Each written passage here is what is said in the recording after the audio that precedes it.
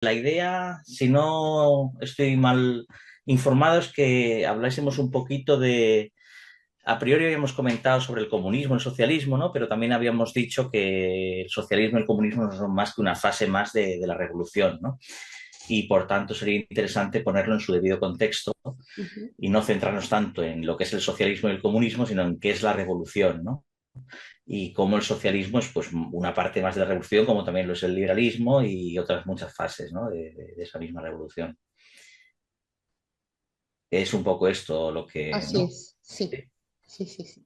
Vale. Oye, ¿y cómo quieres que lo hagamos, María Emilia? ¿Vamos haciéndolo en modo tertulia o queréis que yo vaya hablando y me vais preguntando cómo? Me gustaría que hablaras y cualquier inquietud que tengan las personas te hagan preguntas, no, no hay problema. Perfecto, perfecto. Pues bien, pues entonces comenzamos con vuestro permiso. Bueno, nos encomendamos al Señor que nos ayude y nos inspire, nos ilumine la inteligencia para poder entender un poquito mejor todo esto que vamos a explicar ahora, ¿no? Que quizá es un poco la clave de, a mi entender, del problema sociopolítico mundial, ¿no? En el que estamos inmersos desde hace ya varios siglos y que ahora, pues tristemente, está el árbol, ¿no? Cuya semilla plantaron aquellos, ¿no? Pues ya ha crecido tanto, y entonces cuando estamos realmente dándonos cuenta, pero que esto no viene de ahora. Bien, pues a mí me gustaría comenzar explicando, ¿no? Partiendo de un momento histórico que podríamos llamar pues la cristiandad, ¿no? La cristiandad medieval en concreto, ¿no? No es que no hayan habido más cristiandades, porque después de la cristiandad medieval también tenemos otras cristiandades menores, pero las tenemos. Pero digamos que el punto álgido, ¿no? de la sociedad humana, ¿no? Podríamos ponerlo ahí en la cristiandad medieval, ¿no? Que fue como el culmen un poco sobre el sustrato que dejan los griegos, ¿no? También los romanos, y ya pues con la venida de nuestro Señor Jesucristo, ¿no?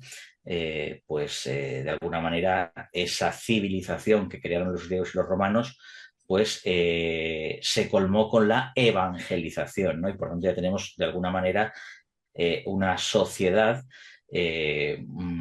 pues totalmente acorde al orden natural y también, pues como no, al orden sobrenatural, que tampoco hay que disociarlo porque, como decía Chesterton, no recuerdo con qué palabras exactamente, pero después de la venida de nuestro Señor Jesucristo, el orden natural no se puede entender sin la parte sobrenatural de la gracia, ¿no?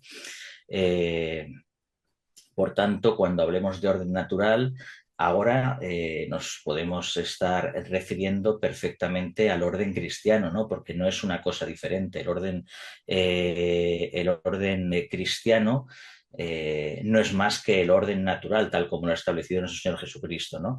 Y como esa naturaleza, también la social, estaba pues caída, fruto del pecado original, pues de alguna manera con la venida de nuestro Señor Jesucristo, con su gracia, ¿no? Pues esa naturaleza que no estaba corrompida, como dicen los protestantes, y por tanto insalvable, sino que estaba simplemente caída, ¿no? Y con la gracia de nuestro Señor Jesucristo, pues de alguna manera, pues con ese ungüento, esa medicina, si lo podemos decir, si sirve esa analogía, ¿no? Pues la gracia pues vuelve, digamos, a restablecerse en su justo orden. Entonces podríamos decir que en la parte social, porque no nos olvidemos que la dimensión, eso es muy importante también, que tomemos nota quizá de esto, ¿no? Como una premisa importante para toda la charla de hoy. Y, y es qué es la sociabilidad, qué es la dimensión social para el hombre. Cuando hablo de hombre me refiero a hombre y mujer, al ser humano. La sociabilidad para el ser humano es algo natural, es algo intrínseco, es algo inseparable de la naturaleza humana. Y esto es muy importante, porque depende cómo entendamos esto, podemos, digamos, que desdibujar la figura de la esencia humana y, por tanto, llevar a errores, ¿no? catastróficos como los que nos han traído pues el comunismo, como nos ha traído el liberalismo, como nos ha traído pues tantas figuras o modelos ideológicos políticos, ¿no? de los últimos 2 siglos, ¿no? La sociabilidad humana es algo intrínseco al hombre. Ya lo decía Aristóteles, ¿no? El hombre es un ser político, es un zoon politikon. Cuando hablo de ser político no me refiero a lo que entendemos, por eso también hay que acotarlo, es importante. Cuando yo aquí voy a hablar de ser político o algo de político, sociedad política, no me refiero a lo que entendemos hoy como política. La palabra política está como prostituida hoy en día y automáticamente nos viene a la cabeza el concepto de partidos políticos, izquierda, derecha, ¿no? Bueno, en fin, no tiene nada que ver. La sociedad política, cuando hablo de política, me refiero a la organización de la polis, a la organización de la ciudad, a la organización de la sociedad humana, ¿no? Que nada tiene que ver con las ideologías, nada tiene que ver con los partidos, nada tiene que ver con las derechas, nada tiene que ver con las izquierdas. Bien, entonces, cuando Aristóteles hablaba de que el ser humano es un ser político, un zoon politikon, un ser social, se refería a que es un ser social por naturaleza. Eh, a diferencia de después esa ruptura que hubo, ¿no? Pues a partir de autores como Hobbes, Locke, Rousseau y bueno, todos los que vinieron después, ¿no? Todos los modernos, todos los liberales, ¿no? Que hablaban que la sociabilidad, cada uno con una tesis algo diferentes, pero básicamente todos venían a decir que la dimensión social del ser humano no es una dimensión natural, sino que es una dimensión convencional, es decir, que por acuerdo los hombres, pues, bueno, acuerdan vivir en sociedad, pues algunos dicen que para evitar la guerra, otros dicen que para conseguir mayores cosas, bueno, que todo esto, pues, está muy bien y y también, ¿no? Evidentemente, pues el que los hombres vivamos en sociedad, pues, pues nos ayuda a conseguir cosas que probablemente cada uno individualmente no podría. Pero eso no es la esencia de la sociedad.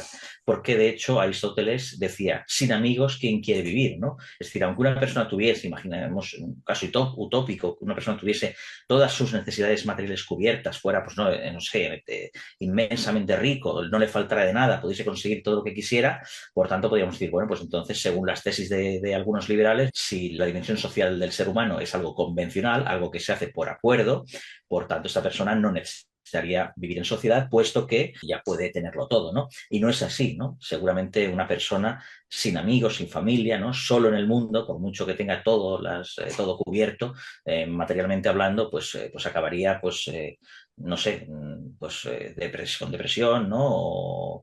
O autodestruyéndose. Por tanto, es muy importante tener en cuenta que la sociabilidad es una dimensión natural y, por tanto, intrínseca al ser humano, ¿vale? ¿Qué pasa? Que a partir de los pensadores modernos, liberales, hubo un punto de inflexión. Entonces, la sociedad humana empezó a entenderse como algo convencional, como algo, nos ponemos de acuerdo, pues algunos decían, pues para evitar la guerra, porque el estado natural del hombre es el estado de guerra. Entonces, claro, al entender la sociedad de esta manera, empezamos a entenderla de manera que no es acorde al orden natural. Y como toda ideología, porque en realidad las ideologías todas son falsas, porque las ideologías lo que hacen es explicar la realidad de una manera aparentemente lógica, pero siempre tiene en las premisas a las cuales llega a esos juicios, tiene el truco de la mentira, ¿no? Una mentira muchas veces muy bien oculta y entonces, claro, cuando uno se adhiere a una ideología, pues cree que tiene razón porque realmente explica la realidad, pero claro, la explica sobre el papel, no sobre la realidad, con lo cual, al final, ¿qué pasa? Que el que adopta una ideología como la realidad no le cuadra en esa ideología, pues en vez de desechar la ideología y pensar, bueno, pues esta ideología o cualquier ideología en realidad es algo falso, vamos a buscar una explicación de la realidad acorde a lo natural, pues intentan que la realidad hacerla cuadrar con su ideología, ¿no? Entonces tenemos pues todos los desastres que hemos tenido a lo largo, por ejemplo, de los últimos 2 o 3 siglos y en especial pues en el siglo XX, ¿no? Con las 2 guerras mundiales, por ejemplo, y con la revolución bolchevique. Bien, entonces, volviendo al punto de partida, si el ser humano es un ser social por naturaleza, todo cambia, todo cambia. Tenemos que desechar las derechas, tenemos que desechar las izquierdas. Las derechas, por muy parecidas, o lo que llaman los conservadores, ¿no? Por mucho que a veces a los católicos nos puedan como atraer, claro, es verdad que comparado con a lo mejor con un comunista, pues nos parece maravilloso, ¿no? Un liberal.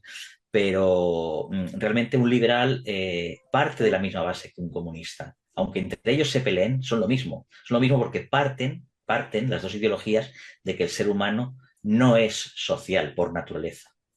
Luego, entre ellos se pelean porque van a ver cómo, ¿no? cómo encajan esa convención social, ¿no? Claro, al no ser natural y a dejarlo al libre albedrío, pues entonces entre ellos pues no se acaban de poner de acuerdo. Pero si partimos de la base, como hasta hace 3 siglos se ha entendido que es el ser humano, que es un ser social por naturaleza, podemos concluir que si entendemos que la sociabilidad humana es parte de la naturaleza humana, en consecuencia, si le arrancamos la dimensión social al ser humano, lo matamos. Por ejemplo, vamos a hacer una analogía con el cuerpo humano, solamente el cuerpo. Si a un cuerpo humano le cortamos un pie, lo dejamos cojo, pero sigue viviendo. Si a un cuerpo humano le arrancamos el corazón, lo matamos. Porque el corazón es una parte esencial y el pie, si bien es muy necesario, no es esencial para vivir. Bueno, en realidad sí que lo es, pero válgame la logía para hacer esta comparación con la parte social. Entonces, sí, la sociabilidad es una parte natural e intrínseca del ser humano. Si se la arrancamos, lo destruimos. Si en cambio la sociabilidad humana es algo accidental, algo convencional, algo en lo cual nos ponemos de acuerdo, si se lo arrancamos, no lo destruimos. Por tanto, es muy importante saber si esa sociabilidad es natural o no es natural, porque depende cómo lo entendamos, podemos incluso destruir al ser humano. ¿Qué pasa? Que hoy en día, desde hace 3 siglos, 3, 4 siglos, se entiende que la sociabilidad es algo convencional. Por tanto, se lo hemos arrancado de su esencia al ser humano y por tanto tenemos lo que tenemos hoy en día, ¿no? Pues sociedades totalmente destruidas, tanto de derechas como de izquierdas. Miramos al mundo, ¿no? Un poco y quien más, quien menos, las sociedades en sí están destruidas. Y si se destruye la sociedad, al ser humano se le acaba destruyendo, ¿no? Y pasa que tenemos pues un aumento de los suicidios y que además se intenta paliar con medicina, que está muy bien, la medicina como un remedio a priori, pero realmente hay que ir a la causa, ¿no? Del problema, ¿eh? ¿Por qué tantos suicidios? Por esa falta de sentido, ¿no? ¿Y qué da esa falta de sentido a la vida? Esa falta de sociabilidad, ¿no?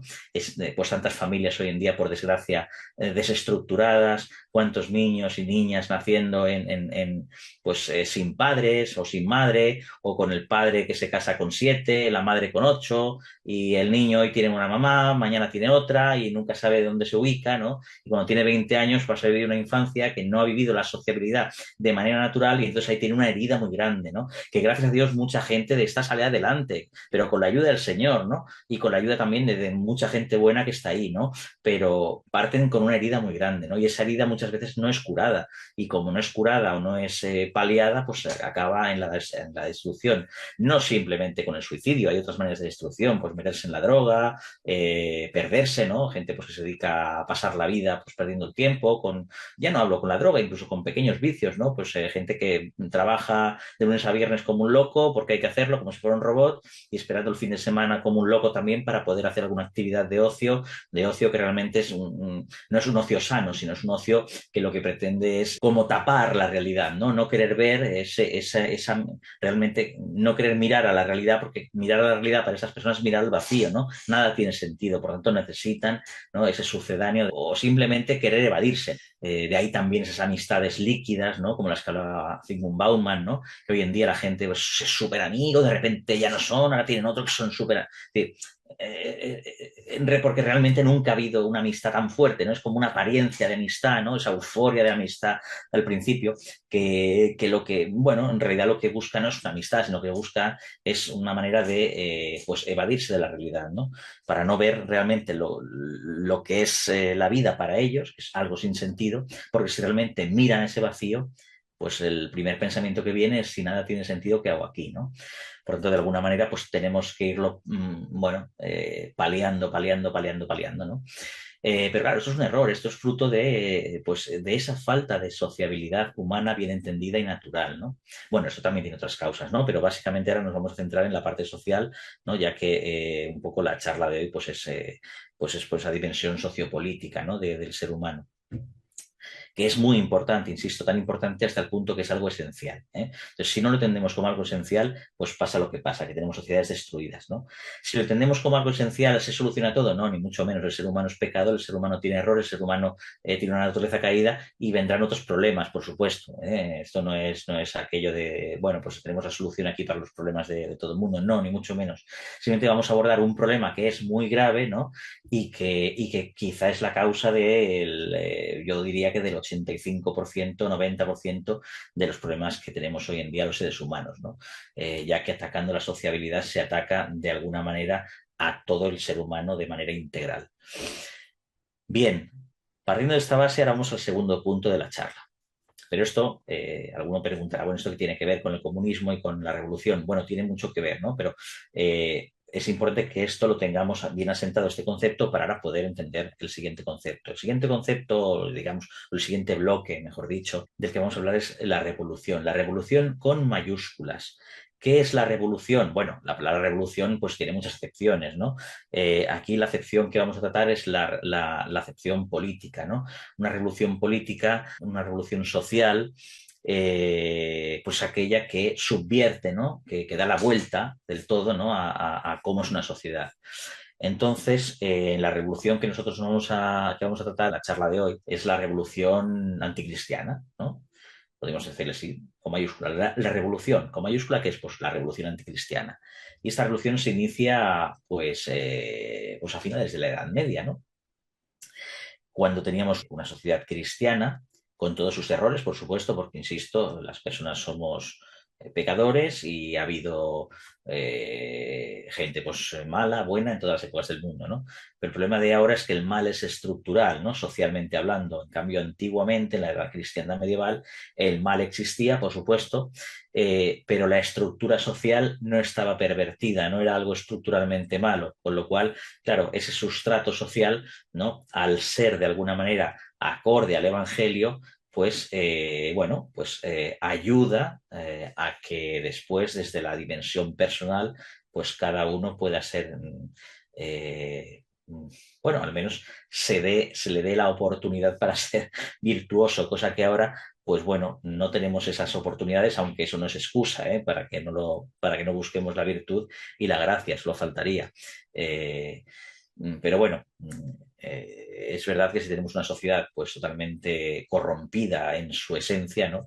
Pues es mucho más fácil que ese malestar social pues venga ya dado no tanto por la persona que ocupe el poder, que sea mala o que sea buena, que eso también pasaba en la cristiandad medieval, podíamos tener un monarca o un noble muy malo, o podíamos tener un monarca o un noble muy bueno, pero el sistema tal como estaba diseñado no era malo, entonces dependíamos de esa persona. Ahora no dependemos de la persona. Ahora, si la persona que viene es mala, perfecto. Pero si la persona que viene es buena, poco puede hacer, porque en un sistema que se acepta las tesis que se aceptan, por muy buena o muy buena intención o muy buena fe que tenga la persona, si la persona no comprende cómo realmente se dimensiona la sociabilidad humana, pues estamos perdidos, ¿no? Y es lo que pasa.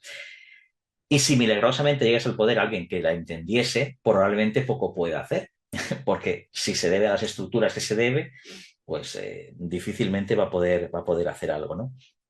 Más que paliar o poner algún paño caliente, que siempre es bienvenido y se agradece, pero realmente no es la solución a ningún problema, ¿no? Bien, entonces partimos de esa cristiandad medieval y hemos dicho que una revolución es una subversión de una sociedad. Bien, pues la revolución hay que entenderla con mayúsculas y que solamente es una, no hay varias revoluciones, solo hay una. Lo que pasa es que esa gran revolución tiene como muchas fases, muchas etapas, y ella misma se hace pasar como si fueran varias revoluciones, ¿no? Entonces, algunos hablan, no, yo es que soy liberal, ah, no, pues yo soy comunista, pues estamos totalmente opuestos, no. Tanto los liberales como los comunistas, como otros muchos, parten de esa revolución, son parte de la revolución. Lo que pasa es que la revolución va dando como vueltas de tuerca, ¿no? Y entonces para subvertir la sociedad cristiana no lo hace de golpe, lo hace poco a poco, lo hace poco a poco, ¿no? Entonces, el primer paso, la primera revolución, o la primera fase de la revolución, ¿no? Por simplificarlo, podría ser bien pues la revolución protestante, ¿no? cuando desde el mismo seno de la Iglesia se atacó a la misma fe, ¿no? Se atacó a la autoridad del Papa, se atacó al magisterio, ¿no? Bueno, eso dio como fruto pues la contrarrevolución, evidentemente. La Iglesia, pues a través del Concilio de Trento, pues también asentó muchas cosas y puso las bases, ¿no? de muchas cosas que ya estaban ahí, pero bueno, que quizá con la revolución de Lutero, pues se hizo más necesario todavía asentarlo. Se corrigieron también malas prácticas, ¿no? que quizás estaban haciendo, que una cosa no quita la otra. Eso no justifica para nada la revolución luterana, pero la revolución luterana es una revolución contra contra la fe, contra el dogma, ¿no? No tanto contra una posible corrupción de algunos clérigos, ¿no? Que eso, pues, como seres humanos, pues siempre lo va a haber, ¿no? Pero eso no quiere decir que porque un clérigo sea corrupto, pues por tanto lo que enseña la Iglesia es malo. No, ese clérigo corrupto, pues muy bien, perfecto, pues apartémoslo o no, o lo que sea, pero no por eso, ¿no? Pues si por eso fuera, claro, entonces clérigos corruptos hemos tenido siempre, ¿no? Bueno, de hecho la Iglesia Católica es la verdadera, entre otras muchas razones, ¿no? De peso. Pero ahora voy a dar una razón que no es de peso, pero que a mí me convence mucho y no es mía. Esto lo dicen algunos autores, no recuerdo ahora quién, ¿no? Y decían algo así como que la Iglesia Católica está claro que es la verdadera porque después de 2000 años, ¿no? Con la cantidad de malos papas, malos obispos, malos curas que hemos tenido, y aún subsiste, ¿no? Esto es algo de Dios, porque si fuera algo humano ya hubiésemos desaparecido hace siglos, ¿no? O sea que, bueno, quiero decir que no todo es tan malo. Que haya malos clérigos también es una buena señal de que quiere decir que, bueno, pues a pesar de ellos, ¿no? Es una prueba de que la Iglesia es la verdadera, porque si no, no se entiende, ¿no? Que con gente tan burra que hemos tenido, ¿no? Bueno, clérigos y laicos también, ¿no? Entre los que me incluyo, que somos muy burros, ¿no? ¿Cómo puede ser que aún subsistamos? Bueno, entonces, bien, pues eso sería como una primera revolución, ¿no? Más dogmática. Esto llevó a la revolución de los reyes. La gente habla de la revolución de los príncipes. Pero yo tuve un profesor hace muchos años que él habló, no sé si él acuñó este término o lo cogió de algún otro autor, pero bueno, yo fue a él a quien se lo escuché por primera vez, y él hablaba de la revolución de los reyes, ¿no? ¿Qué pasó? El orden natural, como se entendía en la Edad Media, no es ese absolutismo monárquico del que nos hablan los revolucionarios, ¿no? Como si fuera el pasado, el antiguo régimen, como lo malo y lo bueno es lo de ellos, ¿no? De hecho, ese antiguo régimen, entendido como ya como el rey absoluto, ya es parte de la modernidad, ya es parte del liberalismo. Porque la monarquía, bien entendida, no era esto. Los reyes cristianos de la cristiandad medieval no eran reyes absolutos, de hecho tenían muy poco poder. El poder residía en las sociedades intermedias, en los cuerpos intermedios de la sociedad, en las familias, en los gremios, eh, en los nobles, ¿no? Cada uno en su justa medida. Y el rey era una especie de árbitro, ¿no? Como cuando entre esas sociedades no se ponían de acuerdo y había un conflicto y alguien tenía que decir la última palabra, bueno, pues se iba al rey, ¿no? Era como un primus inter pares. O sea, que el rey no era nada absoluto ni un hombre que impusiera, no. Cada sociedad se organizaba a su manera, tenía sus propias leyes, sus propias normas, su propia autorregulación, y el rey era pues como, bueno, como el que le daba esa unidad a todas esas sociedades intermedias o cuerpos sociales intermedios. Intermedios porque van entre el poder máximo, que sería el rey, ¿no? y el individuo, entre el rey y la familia. Y la familia en realidad no es más que la primera célula, ¿no? de esa sociabilidad, ¿no? Entonces ese poder es un poder natural, bien entendido. La sociedad humana, una de sus dimensiones es que tiene que haber una jerarquía, si no es sociedad, ¿no? Una jerarquía bien entendida, no una jerarquía para servirse, ¿no? Pues como decía el Señor, ¿no? Cuando se puso a lavar los pies a los apóstoles, ¿no? Eso es la jerarquía bien entendida, ¿no? El que manda es el que viene a servir, ¿no? Entonces aquellos reyes estaban destinados a servir, ¿no? Y evidentemente también tenían que estar revestidos de una autoridad. Cuando tenían que hacer de árbitros, ¿no? Entre una disputa, pues evidentemente necesitaban estar revestidos de esa autoridad, pero esa autoridad se usaba para servir, para hacer el bien, ¿no? No para servirse a uno mismo. Y la única manera social de entender ese poder era a través de articularlo a través de cuerpos intermedios. Estaba el individuo, la familia, los municipios, o los pueblos, las ciudades, o los feudos, donde, ¿no?, cada uno viviese, las escuelas, las universidades. Esos eran cuerpos intermedios que se autorregulaban e interactuaban entre ellos de una manera pues, muy natural, ¿no? Y luego estaba el rey, que era un poco el que ponía pues, esa transversalidad, ¿no? Entonces, ¿qué pasa? Que el individuo ahí no estaba sometido a un poder absoluto, no había un rey absoluto que mandase. El individuo normalmente sus controversias o sus necesidades del día a día las resolvía ¿dónde? En la familia o en el gremio, ¿no? O en su pueblo o en su ciudad, o bueno, o como mucho, si la cosa lleva más, con el señor feudal o con el señor noble que mandase allí, ¿no? Y ya está, no pasaba nada más. Entonces, había como muchos paraguas sociales antes de llegar al rey, antes de llegar al poder.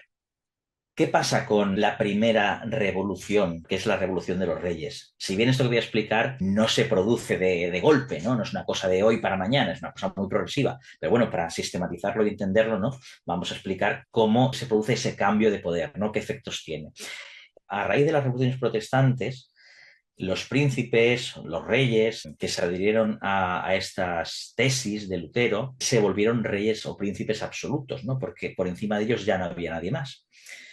No debían nada al Señor, porque de alguna manera, como cada uno podía interpretar la fe como quisiese, pues oye, si yo soy el rey, interpreto el Evangelio como me da la gana, por tanto, hago lo que me da la gana y mis súbditos me han de obedecer. Y por tanto, pues los cuerpos intermedios dejan de tener sentido. Entonces, cada vez vamos acortando entre el rey o el príncipe y el individuo, vamos acortando esos paraguas, ¿no?, sociales de cuerpos intermedios. ¿Qué pasa? Que también por contaminación en los reinos que todavía eran católicos, pues también se empiezan a contaminar de ese absolutismo y empiezan a ejercerlo, ¿no? Ejemplo paradigmático es el de Francia. ¿Qué pasó? Pues entonces los reyes pensaban que tenían un poder más allá del que tenían, que además no le debían nada a nadie, y por tanto esos cuerpos sociales pues tenían que o bien tender a desaparecer, que en una primera instancia no desaparecieron, se mantenían igual, ¿no? Pero de alguna manera los nobles, ¿no?, y esos cuerpos intermedios cada vez eran más dependientes del rey.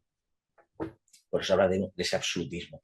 Pero ese absolutismo o despotismo ilustrado ya es parte de esa ilustración, ya es parte de la modernidad, ya es parte de un cambio de paradigma del poder, de un poder natural a un poder antinatural. Por eso luego vienen las siguientes revoluciones de, bueno, le cortamos la cabeza al rey y liberamos. No, no, es que esa revolución que viene después, la revolución burguesa o la revolución francesa, no pretende luchar contra el absolutismo monárquico, no pretende luchar contra ese absolutismo monárquico en tanto que es un poder antinatural y por tanto recuperar el poder natural. No, no, no, no.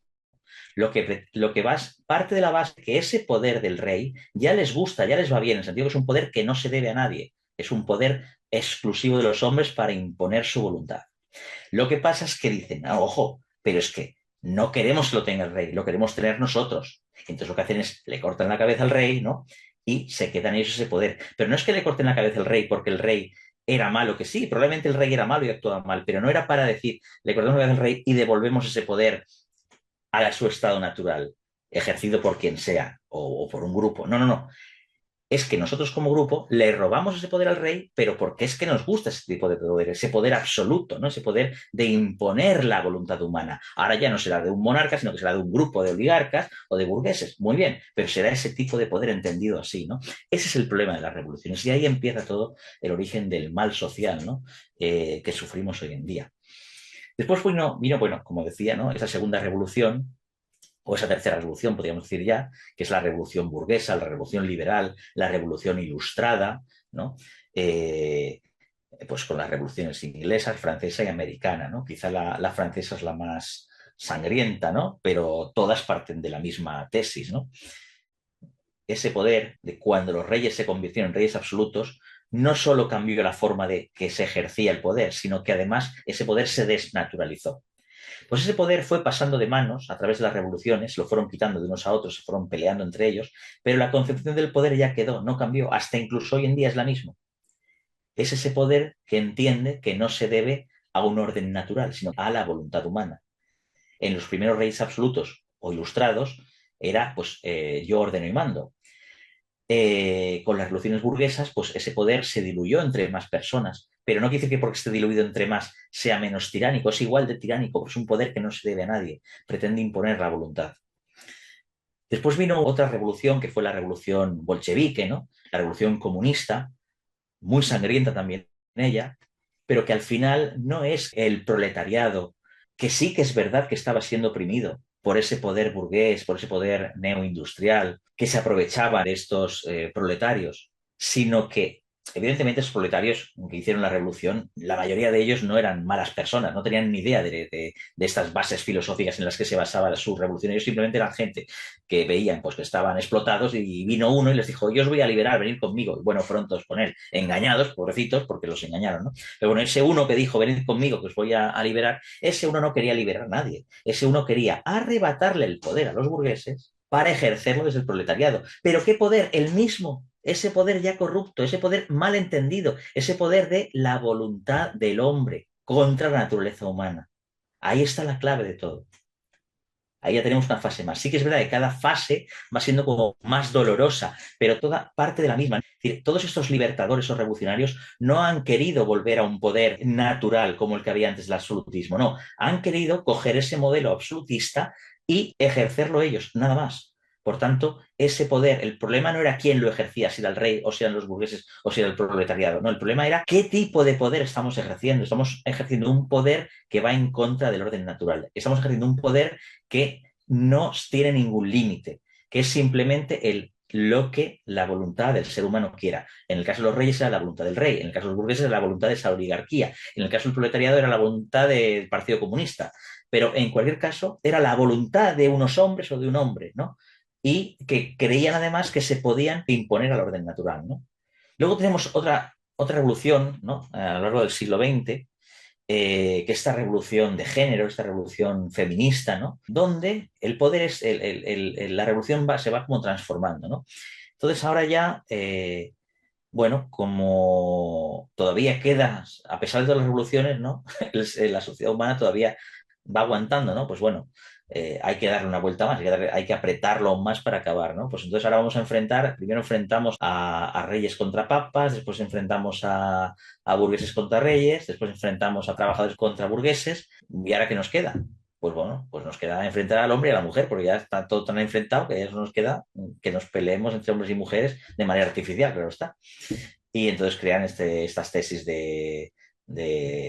pues si el patriarcado opresor, que si no sé qué, ¿no? En fin.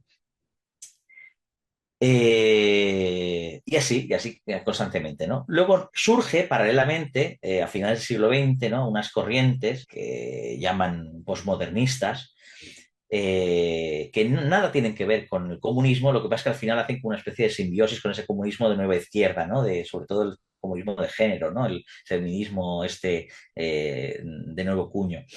¿Y qué pasa con los posmodernistas? Los posmodernistas lo que acaban diciendo es, bueno, todo es una construcción, tal como entendemos el mundo, el lenguaje, todo es una construcción. Por tanto, con una construcción vamos a deconstruirlo, ¿no? Esto con esa deconstrucción de que hablaba un autor que se llama Derrida, ¿no? Entonces, bueno, a priori, pues bueno, eso sería como otra revolución, ¿no? Más, pero además esa revolución se asocia con la revolución inmediatamente anterior, que es la revolución de género, porque esta gente al final, bueno, los herederos, los que ahora, en estos años, ¿no? En las últimas décadas, toman todo ese pensamiento posmodernista de los años 70 y 80, más con las teorías de la escuela de Frankfurt de unas décadas mucho más atrás y tal, pues hacen una simbiosis entre esa escuela de Frankfurt y esa escuela posmodernista y nace pues esto que tenemos hoy en día que es pues que si ya los transgénero, los no sé qué, los transespecie, hay gente que quiere ser perro y se juntan y hacen encuentros y se van a cuatro patas y cosas de bueno, que esto a priori pues hace risa, ¿no? Es divertido, ¿no? Divertido si no tuviera un trasfondo tan patológico, ¿no? Bueno, entonces estos nuevos ideólogos lo que dicen es hacen una síntesis entre las dos últimas revoluciones, ¿no? De la nueva izquierda esta de género, escuela de Frankfurt, con el posmodernismo, que al final se hace todo como una misma bola, ¿no? Entonces cogen del posmodernismo que hay que deconstruirlo todo, pero ahora el posmodernismo bueno, hay que construirlo y ya está, nos quedamos ahí, no nos quedamos ahí. Esta gente dice hay que deconstruir, nos meten en la cabeza que todos son construcciones sociales, la gente se lo cree y por tanto se autodeconstruye muy bien, pero no se queda ahí. Dice, no, y ahora te devuelvo y ahora te construyo yo. el ideólogo, y ahora te digo que te has de construir animalito, te has de construir robot, te has de construir no sé qué, ¿no? Entonces, al final utilizan esa deconstrucción que ya de por sí era mala, ¿no? Era antinatural, pero es que además dice, no, no, es que te meto en la cabeza la deconstrucción para facilitarte el yo construirte como quiero decir. Ya no tengo que pegar con el látigo, sino que tú solo te deconstruyes a ti mismo, con lo cual me lo facilitas y una vez que estás construido, ahora yo vengo y te doy el plano para que te reconstruyas, pero como yo digo que te tienes que reconstruir, ¿no? Y un poco, pues esto sería el culmen, bueno, el culmen no, el punto en el que estamos ahora, ¿no? Pero esto va más, esto va a más. Esto va a más. Sí que es verdad que esto ya alguno piensa, bueno, ¿a qué más va a ir, no? Si estamos ya. Bueno, pues esto va mucho más, ¿no? Sobre todo ahora con todo lo que nos viene del transhumanismo y cómo se va a utilizar la mal llamada, digo mal llamada porque inteligencia artificial, porque no es inteligencia. Son algoritmos con mucho, muy poderosos, evidentemente, y con mucha capacidad de hacer daño, pero no se le puede llamar inteligencia. La inteligencia es una potencia del espíritu, ¿no? No, no del alma, del espíritu, ¿no? Del alma espiritual. Entonces, bueno, bueno, se le llama inteligencia por analogía. Pero en cualquier caso, con la Big Data, con la inteligencia artificial y con la supercapacidad de computación de los ordenadores cuánticos, pues vamos a una, no sé si será la última ya, porque después de esto yo creo que ya nos vamos todos al hoyo, si es que se llega a implementar, pero bueno, yo creo que sería la última fase a la que se apunta. Bueno, no sé si es la última, pero la siguiente fase a la que ya los ideólogos, los que están detrás del diseño de esta revolución, pues apuntan, ¿no? Y que sepáis que los que están detrás de estas revoluciones siempre son los mismos desde hace 300, 400 años. No cambia nada, ¿eh? Y aunque parezca que entre ellos se pelean los que se creen las ideas, los que las diseñan son los mismos, son aquellos que pretenden que el ser humano se reduzca a ser mero ganado, ganado de unas élites que profesan unas religiones gnósticas, no agnósticas, gnósticas, y por tanto de raíz luciferina. Muchos de ellos adoran a Lucifer, otros los sirven y no lo saben, pero en cualquier caso profesan esas religiones gnósticas y se creen como una especie de elegidos, los cuales ellos sí que son sujetos de derechos, por lo tanto son seres humanos, y los otros seres humanos, pues digamos que no son personas. Digamos que personas, sabemos que hay tres naturalezas de personas, ¿no? Dios, los ángeles y los seres humanos, en tanto que, bueno, son personas. Ahora, vamos a acotar, vamos a ceñirnos solamente a las personas de naturaleza humana. Bien, que somos los hombres, ¿no? Hombres y mujeres, ya se entiende. Pues estas élites gnósticas lo que profesan es que no todo ser humano es persona. No es que no nos reconozcan los demás como seres humanos, porque somos de la misma naturaleza que ellos, somos humanos. Para ellos son unos humanos que son personas y los demás somos humanos que somos objetos. Y como objetos, pues se nos puede pues destruir, se nos puede utilizar, se nos puede hacer lo que sea, ¿no? ¿Y esto a qué apunta? Todo esto apunta a esas élites gnósticas, a quién sirven, ¿no? Como decía, sirven al demonio. Porque ¿qué es lo que quiere el demonio? Porque todo esto hay que darle, después de toda la explicación que he dado, ¿no? Hay que darle ya la guinda del pastel, que es una guinda sobrenatural.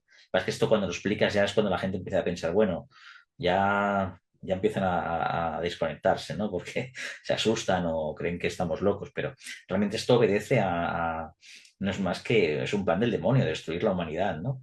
Y el demonio está sirviendo de esas personas a los cuales les hace creer esas religiones gnósticas, que esas personas evidentemente se van a condenar. Pero claro, el problema es que mientras tanto pues están sirviendo al demonio y por tanto bajo esa creencia de que esa superioridad y que van a tener no sé qué tal, pues a los demás nos están tratando como ganado. ¿Y qué pasa? Que como tienen poder, realmente lo tienen, porque antes no lo tenían, pero poco a poco, y esto podría ser para otra charla, les podría explicar cómo han adquirido ese poder, o ese poder con la revolución de los reyes, la revolución de los príncipes, todo esto aún no tenían ese poder.